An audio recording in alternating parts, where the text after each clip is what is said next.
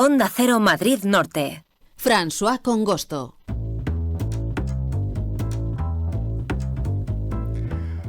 Bueno, vamos a hablar a continuación de Manzanares el Real y sobre todo del origen de topónimos de este municipio serrano. Así que hablamos con nuestro referente, nuestro experto en toponimia, que es Guillermo Herrero. ¿Qué tal? Muy buenas tardes.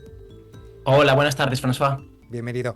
Bueno, hace una semana ya hablamos de Manzanares, sobre todo porque además es un municipio con un nombre cuyo origen está un poco claro, ¿no?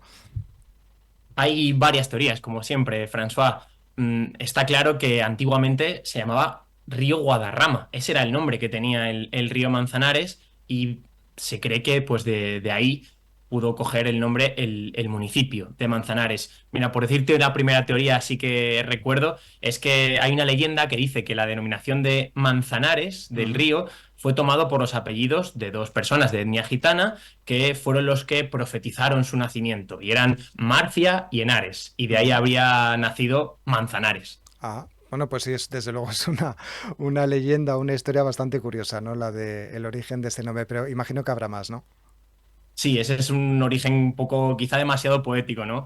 Hay quien dice que sencillamente el origen de Manzanares procede de la abundancia de manzanos que había hace varios siglos. Entonces, esta teoría, me acuerdo que el día anterior la reflejamos además porque también había muchos manzanos por la zona de Colmenar Viejo. Entonces, bueno, pues de ahí que el nombre fuera Manzanares. Este es, como digo, lo único certero es que se llamaba Guadarrama y que fue el duque del Infantado en el siglo XVII el que lo cambió por el nombre de su señorío, que era Manzanares el Real, y dijo, pues yo también quiero llamar al río igual que a mi infantado. Pero vamos, igualmente no se puede entender, François, el Manzanares sin la Pedriza, el mayor conjunto granítico de toda Europa. Desde luego, ¿no? Además un paisaje espectacular, también con, digamos, algunos sitios como mucho más conocidos o mucho más famosos como el Yelmo, ¿no? Que es el risco más destacado de la Pedriza. Sí, entre toda esa gran masa granítica que es la Pedriza, como dices, destaca el Yelmo. Es un domo y que debe su peculiar forma porque visto desde la parte sur, lo habrán visto todos los madrileños que hayan pasado por allí, recuerda un poco a un yelmo medieval, es decir, a uno de esos cascos que utilizaban los caballeros medievales. Que de hecho la palabra yelmo tiene la misma raíz germánica que en inglés como se dice casco, que es helmet, y o helm en alemán. Pero fíjate si es grande el yelmo, que según los cálculos realizados, dentro de lo que es ese domo, se podría tallar el monasterio del Escorial a tamaño real. Y yo no me lo creía cuando leí esto hasta que hice la excursión de unas 2 horas y media hacia arriba y te das cuenta de que es espectacular, que ya aparece además en el siglo de la Montería en 1350 y que antiguamente no se llamaba Yelmo, sino se llamaba Peña del Diezmo. Por cierto, ¿se sabe cuándo fue la primera ascensión al Yelmo? ¿Tiene documentos sobre ese gesta? Pues esto es como, por poner el mismo ejemplo, ¿quién llegó primero a América? Oficialmente fue Colón, pero es probable que hubieran llegado antes los vikingos, ¿no? Pues en este caso, quien realizó esa primera ascensión fue Casiano del Prado, pero seguro que había pastores de la zona que ya habían ascendido antes al Yelmo y que conocían la Pedriza como la palma de su mano.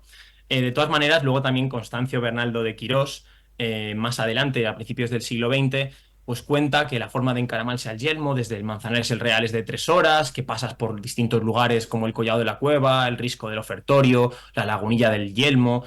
Ya se ha quedado catalogado, pero seguro que antes de que luego ascendiera por primera vez Casiano del Prado en 1864 ya se había ascendido antes. Bueno, y también quería preguntarte por una historia que hemos escuchado algunos, ¿no? Ciertamente curiosa. Me gustaría preguntarte por si este campo de aviación que hubo durante la Guerra Civil y que creo recordar, según me explicaron, que estaría en la zona del embalse. Sí, eso es lo que parece, François. Yo la primera vez que escuché de esto fue a través de una revista que publica la asociación El Real de Manzanares, de allí de Manzanares el Real, y esa asociación pues ha recogido bastante información. De hecho, creo que hubo una exposición hace unos años, pero por resumirlo un poquito, porque además nos queda nada más que un minuto, exactamente es donde se ubicaba, donde tú has comentado, en la orilla norte de ese embalse del Real de Manzanares. es donde se ubicaba en el límite con Soto, y parece que al principio solo era un aeródromo de socorro, al principio de la Guerra Civil, pero ya en 1937, cuando se reorganizó la Fuerza Aérea Republicana, pues siendo la cabecera Alcalá de Henares, de Alcalá dependía este pequeño aeródromo, al igual que el de Colmenar Viejo o Algete, había más por la zona, pero que sí que se utilizaba este aeródromo sobre todo de entrenamiento. Y solo se tiene constancia de que se utilizó para la ofensiva de Brunete, la famosa batalla de Brunete, y se cree también que para la ofensiva de La Granja.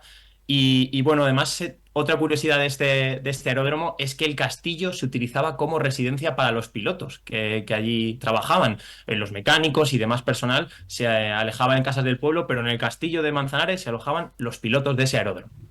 Bueno, pues hemos conocido algunas curiosidades, ¿no?, sobre la toponimia de lugares del río Manzanares, del propio pueblo y también de El Yelmo, gracias a la información, a esta conversación que hemos tenido con Guillermo Herrero, director de topónimos.es. Muchas gracias y hasta la próxima semana.